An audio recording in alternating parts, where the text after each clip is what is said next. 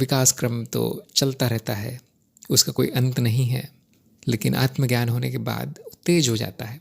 यदि आप देखें सामान्य जीव को जो कि एक चक्र में चल रहे हैं, वही वही वही उनकी चित्तवृत्ति है और जीवन की वृत्तियाँ भी वही है, चक्र में चलती हैं। और यहाँ तक कि उनके जीवन मरण भी चक्र में चलता है। उसी योनि में वो कई कई हज़ार बार, उनका लाखों बार जन्म होता है, मृत्यु होती है। तो इससे हम समझ सकते हैं कि उनका विकास का क्रम हो रहा है, लेकिन बड़ा धीरे हो रहा है। जीवन उनका गुरु है, जीवन में होने वाली घटनाएं उनके सबक हैं, उन्हीं से वो सीखते हैं और धीरे धीरे धीरे विकास करते हैं जीव। तो मनुष्य रूप में या पृथ्वी पर जन्म लेने मात्र से विकास शुरू हो जाता है जीव का। ये आप सभी जानते ही होंगे। ये पृथ्वी लोक छोटा मोटा लोक नहीं है, बड़े काम की चीज़ है। यहाँ पर जन्म लेने से विकास बड़े तेज गति से होता है, लेकिन फिर भी एक ज्ञानी की दृष्टि से या योगी की दृष्टि से बड़ा धीरे है। ये प्रक्रिया बड़ी धीरे चलती है। कई जन्म लग जाते हैं, कई बड़ा समय लग जाता है और उनमें इतना धैर्य नहीं है, इतना नहीं करना चाहते हो। तो हमेशा आप देखेंगे योगी अपना विकास क्रम की गति को बढ़ाने का प्रयास करता रहता है। जितने कर्म बीज है जल जाए उसका प्रयास रहता है। जितने अधिक जलेंगे उतना इस चक्र से निकलने की संभावना अधिक हो जाती है। तो अपने आप को उन्होंने संसार से काट लिया है। बड़ा साधारण सा जीवन होता है, उसमें मनुष्य की वृत्तियाँ उन्होंने कम से कम कर दी है, न्यूनतम कर दी है। हमेशा ध्यान में रहना या चित्त की ऊपरी परतों में रहना उन्होंने शुरू कर दिया है, ताकि जैसे जैसे जन्म होते जाए नए नए, वो विकास क्रम के ऊपरी चरणों में हो, क्योंकि उन्होंने कुंजी प्राप्त कर ली है विकास क्रम की।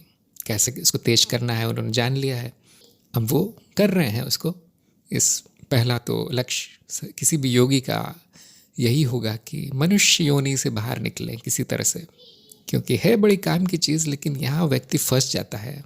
ये तरह तरह के आकर्षण विकर्षण जो भी इस संसार में मिलते हैं उसमें व्यक्ति फंस जाता है, उसकी आसक्ति हो जाती है और उस चक्र में पड़ जाता है। तो उन्होंने उसको कम से कम करना शुरू कर दिया है, ताकि उनका जीव जो है, जीव भी चित्त का ही एक बड़ा भाग है आप कह सकते हैं, और उसका विकास क्रम प्राकृतिक रूप से हो रहा है। लेकिन उन्होंने अपने हाथ में ले लिया विकास क्रम, क्योंकि उनको ज्ञान मिल गया है कैसे उसको विकसित करना है।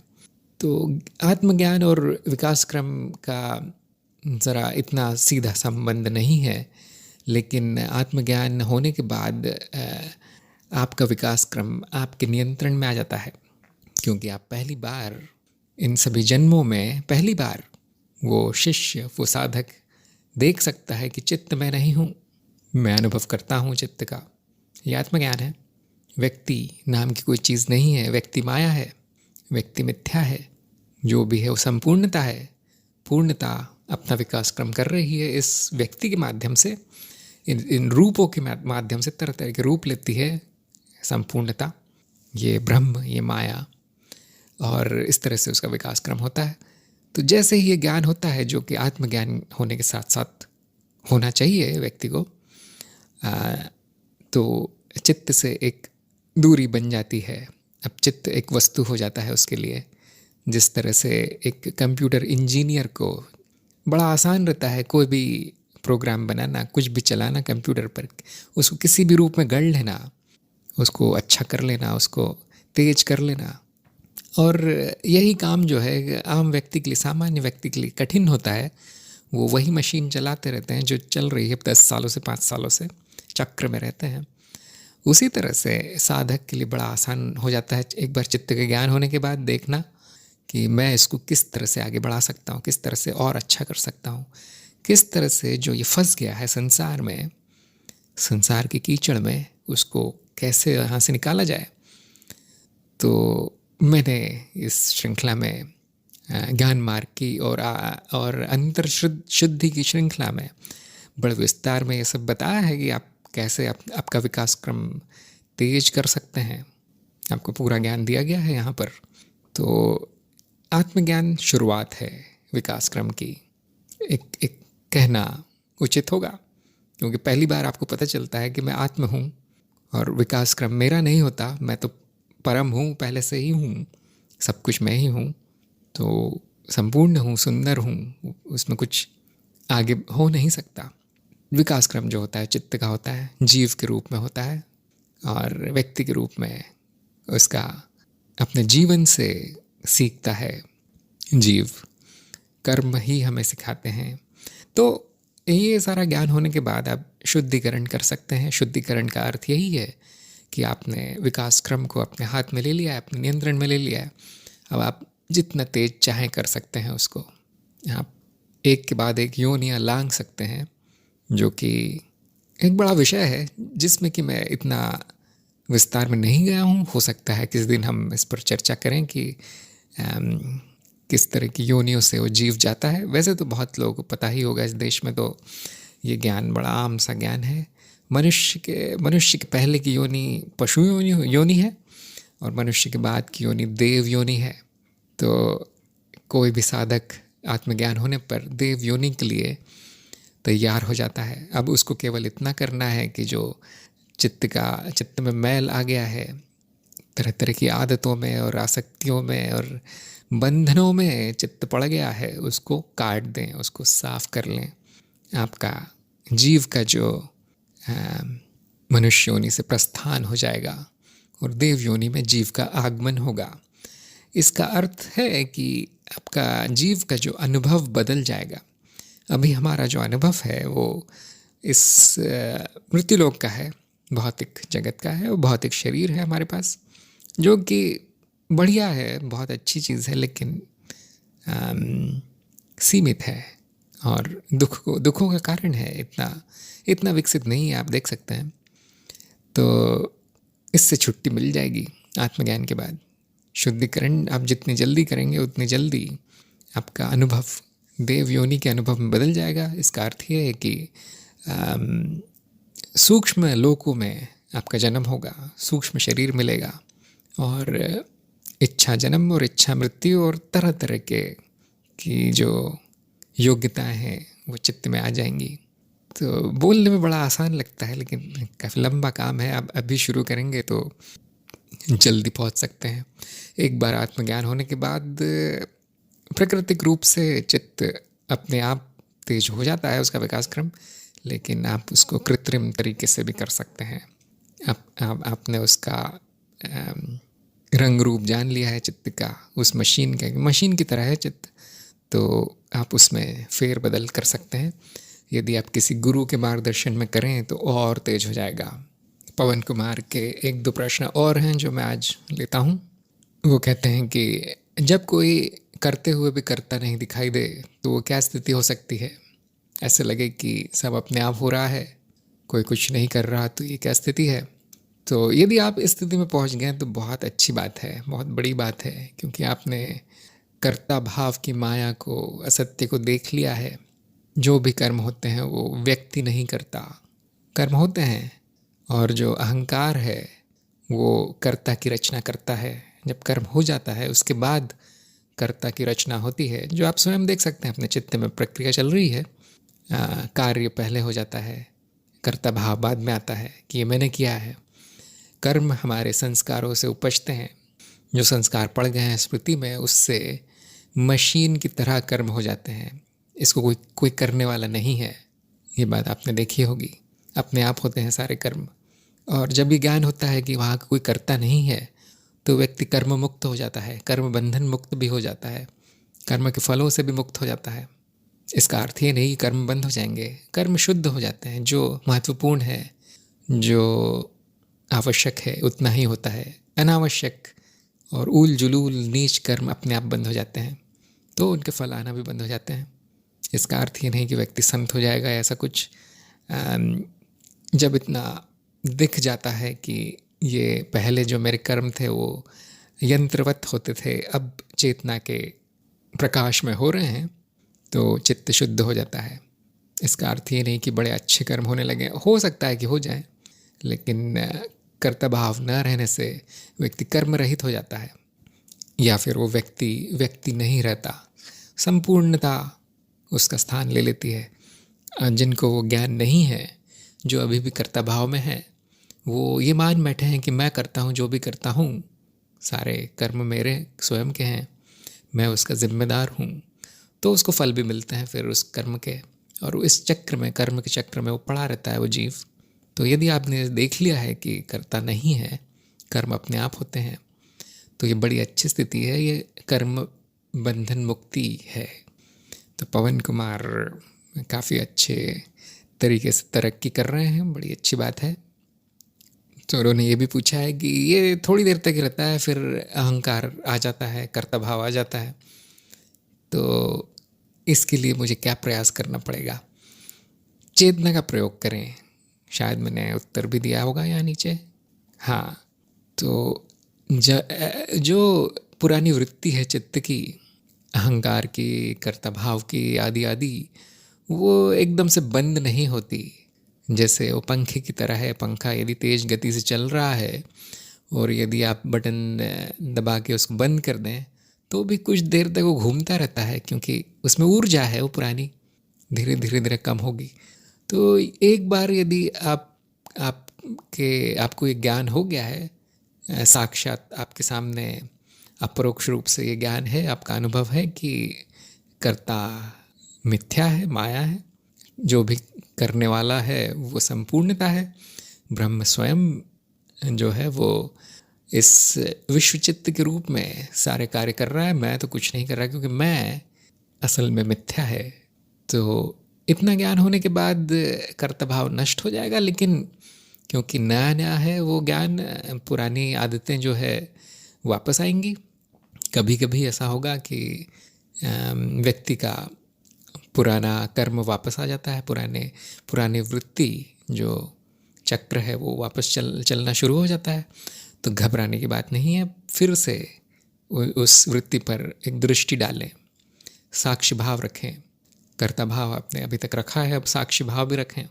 और जब अहंकार आता है कि मेरे द्वारा किया है, ख़ास तौर से जो अच्छे काम है वो व्यक्ति लेना चाहता है उसको, उसकी जिम्मेदारी अपने ऊपर कि हाँ ये मैंने किया, इतना अच्छा काम है और कौन करेगा। बुरे काम को उसका कर्ता भाव जो है लेना नहीं चाहता, लेकिन वो जानते तो यही हैं कि मैंने किया है।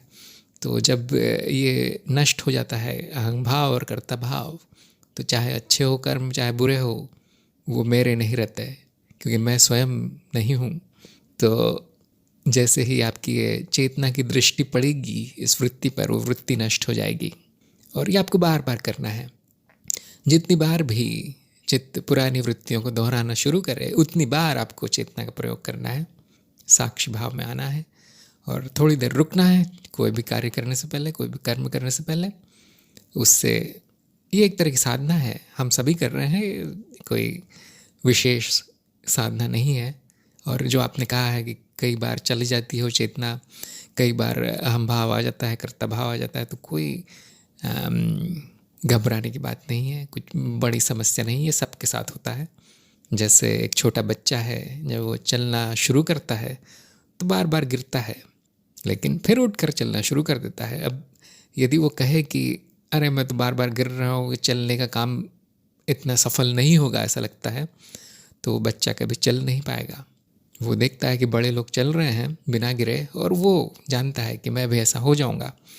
तो यदि आपकी चेतना बार बार गिर जाती है, तो बच्चे की तरह है, अभी सीख रहे हैं, अभी वो सीख रही है कि कैसे बने रहें, कैसे बिना गिरे चले। तो इसमें हताश होने की आवश्यकता नहीं है, या ये मानने की आवश्यकता नहीं कि ये मेरे लिए संभव नहीं है। गुरुजनों को देखें, उनकी चेतना देखें कितनी तीक्ष्ण है, कितनी अटल चेतना है उनकी। अहंकार का ज़रा भी वहाँ पर आपको ज़रा सा भी अहंकार नहीं मिलेगा, कर्ता भाव नहीं मिलेगा।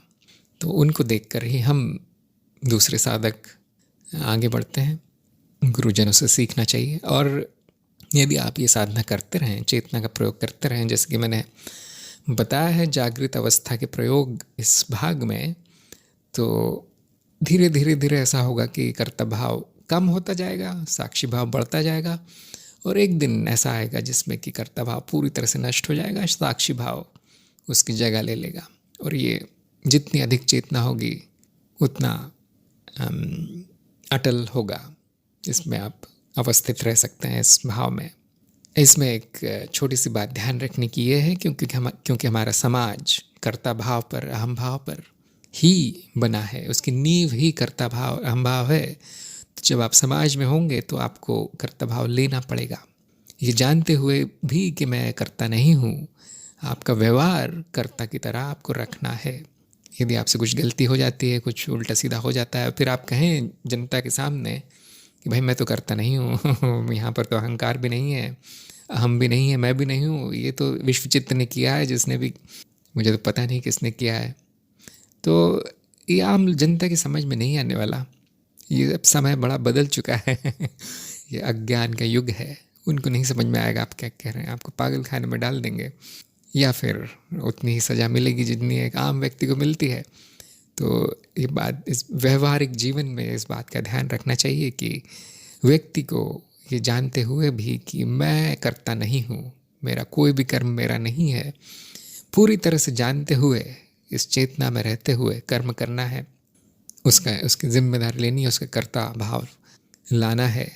अब ये झूठ होगा, लेकिन जब तक आप समाज में हैं तब तक उसी झूठ में आपको चलना पड़ेगा, नहीं तो बड़ा कठिन हो जाएगा। या तो फिर आप छोड़ दें समाज को, सन्यासी हो जाए, योगी हो जाए, जो कि होगा बाद में, ऐसा हो नहीं सकता कि ना हो, लेकिन हो सकता है कि अचानक कठिन हो करना, धीरे धीरे अनासक्ति होगी इन समाज से, आपके काम से, रुपए पैसे से, या फिर संबंधियों से, बच्चों से, पति पत्नी से, माता पिता से, भाई बहनों से। तो ये धीरे धीरे कई जन्मों तक, कुछ जन्मों तक चलेगा, पंखा घूमेगा, लेकिन आपके कर्मों के जो बीज है वो नष्ट होने लगे हैं।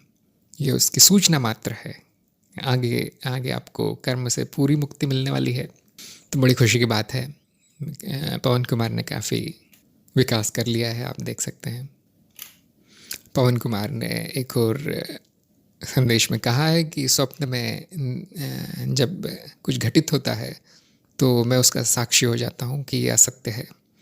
तो इसका अर्थ ये है कि आपकी चेतना अभी स्वप्न अवस्था में भी प्रवेश कर गई है। ये बड़ी खुशी की बात है, बड़ी अच्छी बात है, इतना अच्छा विकास हो रहा है। तो यदि आप और उसके बारे में जानना चाहते हैं तो स्वप्न अवस्था के प्रयोग इस वीडियो को देख लें। उसमें मैंने चेतना को और अधिक बढ़ाने का, स्वप्न में भी ले जाने का के प्रयोग बताए हैं। और इसी तरह से जो दूसरी अवस्था है चित्त की, जैसे सूक्ष्म शरीर की अवस्था और मृत्यु के उपरांत की अवस्थाएं, उनमें भी चेतना का प्रवेश संभव है। और उनकी भी असत्यता आप उसी तरह से जान सकते हैं जिस तरह से आप इस जागृत अवस्था में इस अनुभव की, इस विश्व की, संसार की असत्यता के बारे में जानते हैं। क्योंकि संसार भी स्वप्न की तरह लगता है। एक बार व्यक्ति जाग जाता है तो, एक बार आत्मज्ञान हो जाता है तो उसको संसार की मिथ्या दिखाई देने लगती है। और संसार भी, ये जागृत अवस्था भी स्वप्न की तरह दिखाई देती है। बहुत समानता है स्वप्न में और जागृत अवस्था के अनुभव में। इसीलिए ज्ञानी जनों ने, गुरुजनों ने संसार को भी स्वप्न कहा है, क्योंकि वह वैसा ही दिखाई देता है और स्वप्न संसार की तरह दिखाई देता है। दोनों में भेद धीरे धीरे विलीन होने लगता है चेतना के प्रवेश होते ही। तो जिन लोगों ने ये प्रयोग किए हैं उनका ये स्वयं का अनुभव होगा।